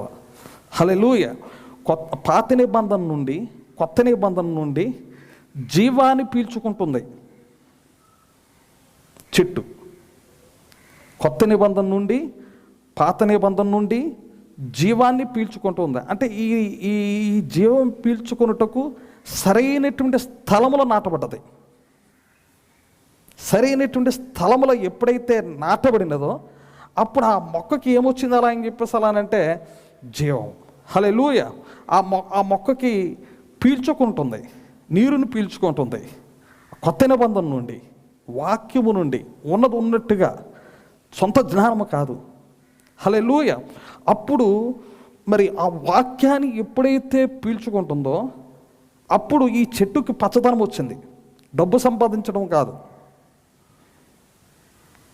డబ్బు సంపాదించడం కాదు, తెలివితేటలు కాదు, లేక ఓ బంగళాలు కాదు, గొప్పవారమని చెప్పుకున్నట్టు కాదు. దేవుని యొక్క ఆశీర్వాదముగా వాక్యమే. ఆ వాక్యము మనం ఎప్పుడైతే పీల్చుకుంటున్నామో వాక్యాన్నే మనము వికసిస్తాం. నాయందు విశ్వాసం ఉంచువాడు నేను చేయి క్రియలు చేయను. ఆ ఫలాలు తీసుకుని రావాలి. మనం నమ్మిన వారి వలన ఈ సూచక్రియలు కనబడనని చెప్పారు. ఆ ఫలములు మన జీవితములో ఎక్కడి నుండి వచ్చాయండి? ఈ ఫలాలు మనం దేని నుంచి పీల్చుకుంటున్నామో, వాక్యము నుండి మనం ఎప్పుడైతే మనం పీల్చుకుంటున్నామో ఆ ఫలాలు మనకు వస్తూ ఉన్నాయన్నమాట. ఒకసారి ఈవెంట్స్ అన్నటువంటి ఆయన ప్రవక్త యొద్దకు ప్రతి వారము చర్చకొచ్చేవాడు. ఎంత దూరం నుండి తెలుసా? 10 కిలోమీటర్లు కాదు, 15 కాదు, 20 కాదు, 1500 కిలోమీటర్ల నుండి ఆయన వాక్యం వినుటకు ప్రవక్త యొద్దకు వచ్చేవాడు. చాలా కష్టపడి $50 ఖర్చు అవుతుంది. $50 అంటే 50 × 70 అంత. ఆ రోజుల్లో వారు దాని గురించి ఎంతో ప్రయాసంతో డబ్బులు దాచి వారు ప్రయాణం చేసి ప్రవక్త యొద్దకు వచ్చేవారు అన్నమాట. ఆ సంఘంకి వచ్చి వాక్యం వింటూ చేసేవారు. అక్కడ ఏమైంది అలా అంటే తన యొక్క కారు యొక్క డోరు లాకు అందులోనే తాళాలు దాంట్లోనే వదిలి మర్చిపోయి వచ్చి వాక్యం వింటున్నారు. తర్వాత అతడు చాలా విషాదంగా ఉన్నాడు. ప్రవక్త దాన్ని చెప్తూ ఉన్నారు. ఏమైందంటే ఒక పిల్లవాడు చేతిలో చాక్లెట్ తీసుకుని పోతే ఆడ ముఖం ఎలా ఉంటుందో అలా ఉందట ఎవన్స్ గారి ముఖం. పిల్లవాడి చేతిలో చాక్లెట్ లాక్కొని పట్టిపోతే ఆడ ముఖం ఎలా ఉంటుందో అలా ఉందంట ఎవన్స్ గారి ముఖం. అక్కడ చాలా దుఃఖంతో ఉన్నారు, చాలా బాధతో ఉన్నారు. వారి యొక్క వ్యాపారం ఆ కారు మీదే. కానీ అప్పుడు ప్రవక్త అతను చూసి, రండి మనం ప్రార్థన చేద్దామని చెప్పినప్పుడు అతడు పసుపు చొక్కా వేసుకొని కారు డ్రైవ్ చేస్తూ ఉన్నాడు. ప్రవక్త చెప్తున్నారు, అతడు ఏ వాక్యం అయితే విన్నాడో ఆ వాక్యాన్ని నేను నమ్ముతున్నానని చెప్తున్నాడు. ఆ వాక్యాన్ని నమ్ముతున్నా. అతడు పసుపు చొక్కా వేసుకున్నాడు, అతడు ప్రయాణం చేస్తున్నాడు. చాలా 100 కిలోమీటర్లు దాటిపోయాడు. ఆ ట్యాంకులో సరిసగము డీజిల్ అయిపోతుంది, డీజిల్ ఉంది. ఇప్పుడు వాక్యము అతన్ని భయపెట్టడం జరిగింది. వాక్యము ద్వారా అతను నియంత్రించబడట జరిగి ఉన్నది. అతడు ఒకప్పుడు క్రైస్తవుడట, ఎవడో దొంగోడు. కానీ ఇప్పుడు మనము కూడా పొరపాట్లు చేస్తూ ఉంటాం. ఎక్కడ ఉండాలో అక్కడ ఉండవు. ఎప్పుడు మనకు తెలుస్తుంది అలా అని చెప్పేసి అలా అంటే ఒక వ్యాధి వచ్చినప్పుడు, ఒక బలహీనత వచ్చినప్పుడు, ఒక రోగంతో నువ్వు పడినప్పుడు అప్పుడు దేవుని వైపు తిరుగుతూ ఉంటావు. అది దేవుని యొక్క మహిమ కొరకే. అప్పుడు వరకు నీకు తెలియదు నువ్వు ఎక్కడ నివాసం చేస్తున్నావు, ఎక్కడ జీవిస్తూ ఉన్నావు, ఏ విధంగా నడిచావు, ఏ మార్గంలో నువ్వు ఉన్నావు. అదంతా కూడా దేవుడు చూచట్లేదని నువ్వు తలస్తూ ఉన్నావా? ఇక్కడ మీరు చూసినట్లయితే దేవుని యొక్క వాక్యం అతను ఏం చేస్తుందంటే హెచ్చరించిందండి. అరే తప్పు చేస్తూ ఉన్నావు, హెచ్చరించింది. బుద్ధిహీనుడా, అతన్ని హెచ్చరించింది, అతన్ని గలిబిలి చేసింది. ఎప్పుడైతే అతన్ని వణికాడనమాట. అవును అలా అని చెప్పేసి ఆ ప్రార్థన ఏం చేస్తుందంటే మరలా తిరిగి తన యొక్క స్థానంలోకి తీసుకుని వచ్చేట జరిగి ఉన్నది. పోగొట్టుకున్న దాన్ని మరలా సంపాదించుకున్నట్టుకు వాక్యం పని చేస్తూ ఉందండి. అప్పుడున్నటువంటి ఆసక్తి ఇప్పుడు కూడా మన మధ్య ఉన్నదండి. ఒకవేళ నువ్వు ఆరోగ్యాన్ని కానీ పోగొట్టుకున్నట్లయితే ఆరోగ్యాన్ని మరలా తిరిగి పొందుటకు మన దగ్గర వాక్యం ఉన్నది. వాక్యాన్ని నమ్ము నా సహోదరి, నా సోదరుడా. వాక్యమును బట్టి మనం నడుద్దాం, జీవిద్దాం. వాక్యమును బట్టి మనము లోబడతాం. ఇలాగూ మనము చేసినట్లయితే మరి సామాన్యంగానే ఉంటుంది. ఇక్కడ మీరు చూసినట్లయితే హేబేలు కయ్యూను. హేబేలు సామాన్యమైనటువంటి జీవితం జీవించేవాడు, కయ్యూను జ్ఞానము కలిగినటువంటి వాడు. మరి మీరు చూసినట్లయితే కయ్యూను ఎప్పుడూ కూడా అతడు దేవుణ్ణి ప్రశ్నించినట్లుగా మనము చూస్తాం. కానీ నాగరికత అంతా కూడా వచ్చినది కయ్యూను ద్వారా వచ్చింది. గిటారు, తీగులు, రాగి, ఇత్తడి, ఇనుము ఇవన్నీ కనిపెట్టింది జ్ఞానము కయ్యూనండి. భూమిలో ఏదైనా ఉంది అలా అని చెప్పి అంటే కనిపెట్టింది ఎవరు? మీరు ఏమనుకుంటున్నారు? బొగ్గు మేము కనిపెట్టాం, రాతిని మేము కనిపెట్టాం, సున్నమును మేము కనిపెట్టాం, రాగిని మేము కనిపెట్టాం. ఇదంతా ఎక్కడి నుండి వచ్చిందంటే కయ్యూను సంతానం నుండి వచ్చినటువంటి జ్ఞానం అండి. హేబేలు గొర్రెలు కాపరి, సామాన్యంగా ఉన్నటువంటి ఆయన. మోషే సకల విద్యాభ్యాసమును విడిచిన తర్వాత కోరాహు దాతనులు అతన్ని ఎదుర్కొన్నారు. గుర్తించండి, యాకోబు ఉన్నాడు, యాసవు ఉన్నాడు. తెలివి కాదు, సంఘం ఒకేలా ఉంది. ఈ రెండు కూడా క్రైస్తవ్యంలోనే ఉన్నట్టుగానే ఉంది. కానీ సామాన్యులతో దేవుడు ఉన్నట్లుగా దేవుని కార్యము చూస్తూ ఉన్నాం. దావీదు గొర్రెలు కాపరి, అతడు సామాన్యంగా జీవించాడు, కానీ దేవుడు అతడితో పనిచేశాడు. హల్లెలూయా. హేబేలు సామాన్యంగా జీవించాడు, అతడు ఒక గొర్రెల కాపరి, ఒక సామాన్యమైనటువంటి స్థితిలో జీవించాడు, కానీ అతనిలో దేవుడు ప్రత్యక్షపరచుకున్నట్లుగా మనం చూస్తాం. ఇక్కడ అబ్రహాము ఒక సామాన్యుడిగా ఉన్నాడు, పట్టణాన్ని కోరుకోలేదు, ఎడారుల్లో ఎండిన భూమిలో ఉన్నాడు, కానీ అతని ద్వారా దేవుని యొక్క కార్యాన్ని మనం చూస్తాం. అక్కడ అతడు యోధుడు కాదు, అతడు ఒక సామాన్యుడు. గిద్యోను ఒక సామాన్యుడు, అతడు ఒక బలవంతుడని దేవుని దూత చెప్పుట జరిగి ఉన్నది. ఇక్కడ మీరు చూసినట్లయితే ప్రతి ఒక్కరూ కూడా సామాన్యులతో, అనగా విశ్వాసం కలిగినటువంటి యోధులు. ఎబ్రిల్ రాసిన పత్రిక 11వ అధ్యాయంలో వారిని మనం చూడవచ్చు. వారు ఎటువంటి విశ్వాసముతో వారు ఎదుర్కొన్నారో. తెలివితేటలు కాదండి, తర్కనము కాదండి, హేతువాదము కాదండి, కేవలం నమ్ముట. నమ్ముము, కేవలం నమ్ముము, నమ్మువానికి సమస్తము సాధ్యము. కేవలం నమ్ముము. ఇప్పుడు మనకు ఒక పరీక్ష గడియల్లో మనం జీవిస్తూ ఉన్నాం. ప్రభువా సహాయం చేయమని ప్రభువుని అడగవలసినటువంటి సమయం ఇదే. అదే మరి ఇక్కడ మీరు చూసినట్లయితే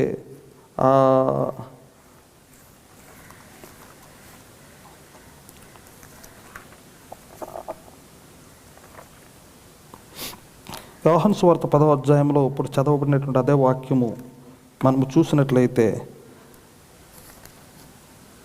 గొర్రెలు దొడ్డిలో ద్వారమున ప్రవేశింపక వేరొక మార్గమున వెక్కువాడు దొంగయు దోచుకునేవాడినై ఉన్నాడు. ద్వారమును ప్రవేశించేవాడు గొర్రెలు కాపరి, అతనికి ద్వారపాలకుడు తలుపు తీయను. గొర్రెలు అతని యొక్క స్వరం వినను. ఎవరంటారండి?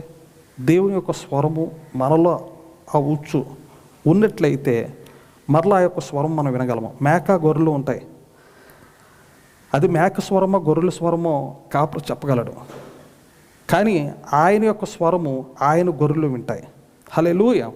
ఎందుచేత అలా వినగలుగుతాయి? ఎలా అంటే ముందే తన యొక్క స్వరము ఆ గొర్రెలో ఉంది కాబట్టి ఆ యొక్క గొర్రెల కాపరి అరిచినప్పుడు, కేక వేసినప్పుడు ఆ స్వరము తన యొక్క సొంత గొర్రెలు వింటాయి. హల్లెలూయా. ఇక్కడ మీరు చూసినట్లయితే ఆ పక్షిరాజు కథ ప్రవక్త చెప్తూ ఉంటారు. ఆ యొక్క పక్షిరాజు యొక్క 2 గుడ్డులు కూడా తీసుకుని వెళ్ళి ఆ యొక్క వ్యవసాయదారుడు కోడికి పెట్ట కింద పెట్టాడు. ఆ పెట్టినప్పుడు అవి 2 పొదగబడిన తర్వాత పైకి వచ్చాయి, తిరుగుతూ ఉన్నాయి. కోడి పిల్లలు కూడా తిరుగుతూ ఉన్నాయి. అవి కేక వేస్తూ ఉన్నాయి, రమ్మని పెంట మీద పిలుస్తూ ఉంది. ఈ కోడి యొక్క భాష ఈ యొక్క పక్షిరాజు పిల్లలకు అర్థమవట్లేదు. ఒక రోజున తల్లి పక్షిరాజు పైన ఎగురుట జరిగినది. ఎప్పుడైతే ఆ పక్షిరాజు యొక్క కేక స్వరం విన్నదో ఈ 2 పిల్లలు కూడా పైకి చూచట జరిగి ఉన్నదండి. కానీ వీటి యొక్క జన్మ ఎక్కడ? వీటి యొక్క జన్మ కోడిపెట్ట కింద మనం చూస్తూ ఉన్నాము. కానీ గుడ్లు ఆ పొదగబడుట జరిగింది. కానీ ఈ గుడ్డుల్లోంచి బయటకు వచ్చిన తర్వాత ఒక రోజున ఆ యొక్క ఎత్తైనటువంటి ఆ పర్వతం మీద నుండి అది కేవలమైన అరుస్తూ వస్తూ ఉన్నప్పుడు ఈ 2 పిల్లలు, మొత్తం అన్నీ వెళ్ళిపోయి, కానీ 2 పిల్లలు పైకి చూశాయి, అమ్మా అని కాకేస్తాయి. హల్లెలూయా. ఎందుకు తెలిసింది అంటే దాని యొక్క ఉచ్చు, దాని యొక్క స్వరము ముందుగానే ఈ పిల్లల్లో పెట్టబడినందున ఇది ఏదో ఒక ప్రత్యేకమైనటువంటి స్వరమును పైకి చూచుట జరిగి ఉన్నది. దేవుని యొక్క కృప, అటువంటి గొప్ప ధన్యత దేవుడు మనకు అనుగ్రహించాడు. మనము ఒకప్పుడు ఎక్కడో పెట్టబడినటువంటి ఈ చెట్టును, ఎక్కడో ఉన్నటువంటి ఎదిగినటువంటి ఈ చెట్టును సరైనటువంటి స్థానంలో దేవుడు మనల్ని పెట్టి ఉన్నాడు. సరైనటువంటి కాలువ యొద్ద దేవుడు పెట్టి ఉన్నాడు. దేవుడు మనల్ని తీసుకుని వచ్చి ఎక్కడో ఆ సంఘ శాఖల్లో తిరుగుతున్నటువంటి నన్ను పట్టుకొని నీటి కాలువల యోరం దేవుడు నన్ను పెట్టాడు. నిజంగా అది ఎంతో కృతజ్ఞత అండి. నిజంగా అది ఎంతో ధన్యత అండి. దేవుని యొక్క ఆశీర్వాదం అదే అని నేను తలస్తాను. అన్నిటికన్నా గొప్ప ఆశీర్వాదం అదొకటి. నిజమైనటువంటి ఆ ఆశీర్వాదంతో మనము ఫలించాలి అంటే వాక్యాన్ని తీసుకోండి. అంటే ఆ కాలువలు యొద్ద మనము ఉన్నప్పుడు, వాక్యం యొద్ద మనం ఉన్నప్పుడు నిజమైనటువంటి ఆ ఆకు, ఆ పచ్చదనము ఉంటుంది. ఎల్లప్పుడూ మీరు అనుకోవద్దు డబ్బు సంపాదించడమే ఆశీర్వాదం అని అనుకోవద్దు. దేవుని యొక్క వాక్యము, నీకు ప్రత్యక్షపరచబడిన వాక్యము నీ వద్దకు వచ్చేటయే నిజమైనటువంటి ఆశీర్వాదం అని నమ్ము నా సహోదరి, నా సహోదరుడా. దేవుడు మిమ్మల్ని దీవించును గాక. చిన్న ప్రార్థన చేసుకుందాం. మరి ఎవరైనా రోగంతో ఉన్నట్లయితే మీరున్నటువంటి చోటనే మీరు చేతులు ఎత్తండి. ప్రభు నీకు సహాయం చేస్తాడు.